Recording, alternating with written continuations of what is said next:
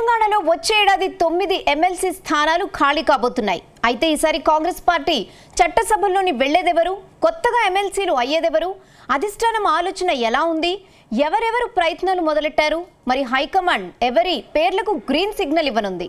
Let's watch.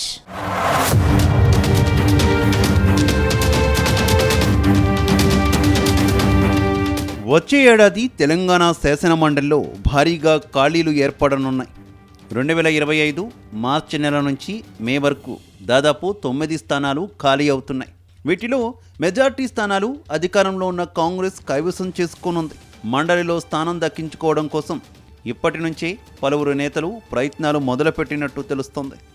Party అధికారంలో ఉన్న నేపథ్యంలో మండలిలో ఖాళీ అవుతున్న స్థానాల్లో ఛాన్స్ దక్కించుకోవాలని పలువురు కీలక నేతలు పట్టుబడుతున్నారు.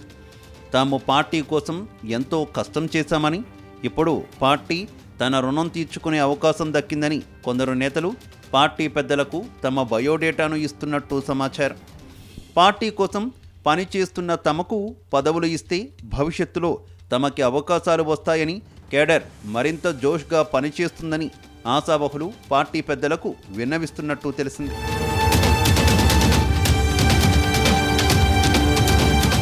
వచ్చే ఏడాది మార్చిలో 2 టీచర్స్ కోటా ఎమ్మెల్సీలు, 1 గ్రాడ్యుయేట్ కోటా ఎమ్మెల్సీ ఖాళీ కానున్నాయి.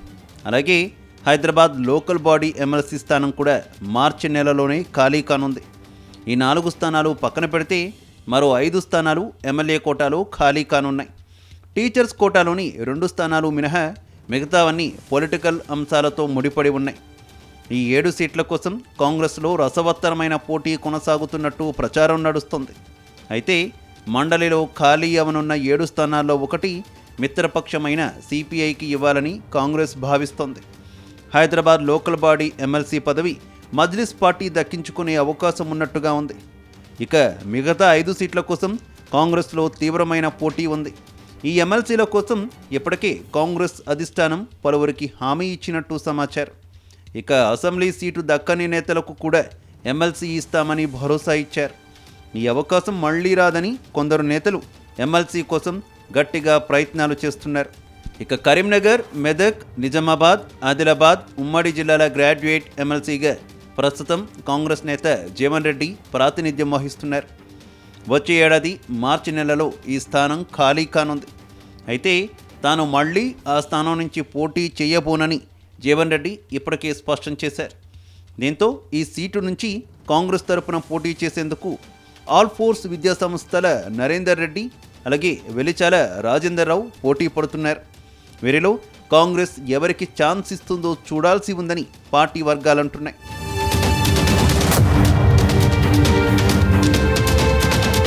మరోవైపు టీచర్స్, గ్రాడ్యుయేట్, లోకల్ బాడీ పక్కన పెడితే ఎమ్మెల్యే కోటాలో 5 స్థానాలు ఉంటాయి. వీటిలో ఒకటి మిత్రపక్షం సిపిఐకి ఇవ్వాల్సి ఉంది. అయితే సిపిఐకి ఇప్పుడు ఇస్తారా, వారితో సంప్రదించి తర్వాత ఇస్తారా అనేది తేలాల్సి ఉంది. ఎమ్మెల్యే కోటాలో 1 ఎమ్మెల్సీ వారికి ఉన్న సంఖ్యాబలం ప్రకారం ప్రతిపక్ష బీఆర్ఎస్ పార్టీకి దక్కుతుంది. ఇక మిగిలిన 3 లేదా 4 స్థానాలకు కాంగ్రెస్ పార్టీ నేతల నుంచి కాంపిటీషన్ ఉంది. వీటిలో 1 స్థానం ఇప్పటికీ ఒకరికి ఫిక్స్ అయినట్టు సమాచారం. గతంలో ఎమ్మెల్యే టికెట్, ఎమ్మెల్సీ అవకాశం చేతి దాకా వచ్చి మిస్ అయిన అద్దంకి దయాకర్కి ఈసారి తప్పకుండా ఎమ్మెల్సీ అవకాశం ఇవ్వనున్నట్టు వినిపిస్తోంది.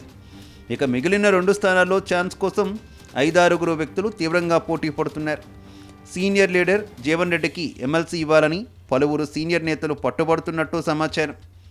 జగిత్యాలలో తనపై గెలిచిన బీఆర్ఎస్ ఎమ్మెల్యే సంజయ్ కుమార్ కాంగ్రెస్లోకి రావడం, సంజయ్ కేడర్, జీవన్ రెడ్డి కేడర్ మధ్య తరచూ గొడవలు జరగడం, దీంతో జీవన్ రెడ్డి అలకబోనడం, జీవన్ రెడ్డికి సీనియర్లు మద్దతు తెలపడం కొన్ని రోజులుగా నడుస్తుంది. ఈ నేపథ్యంలో జీవన్ రెడ్డికి ఎమ్మెల్సీ ఇస్తే బాగుంటుందని కొందరు నేతలు పార్టీలో చర్చిస్తున్నారు. మొదటి నుంచి ఎంపీగా పోటీ చేసిన నీలం మధు పేరు ఎమ్మెల్సీ జాబితాలో ఉండే ఛాన్స్ ఉందని అంటున్నారు. తనకు ఎమ్మెల్సీగా అవకాశం ఇస్తే ముదిరాజ్ సామాజిక వర్గాన్ని కాంగ్రెస్ వైపు ఉండేలా చూస్తానని అధిష్టానం దగ్గర నీలం మధు చెబుతున్నారు. నీలం మధుకి పార్టీ ఇన్ఛార్జ్ మున్షి అండదండలు ఉన్నాయని చెబుతున్నారు.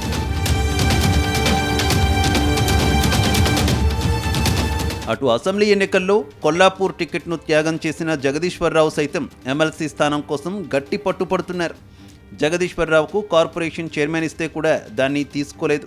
దీంతో ఇప్పుడు ఎమ్మెల్సీ పదవి ఖచ్చితంగా కావాలని జగదీశ్వరరావు పట్టుబడుతున్నారు.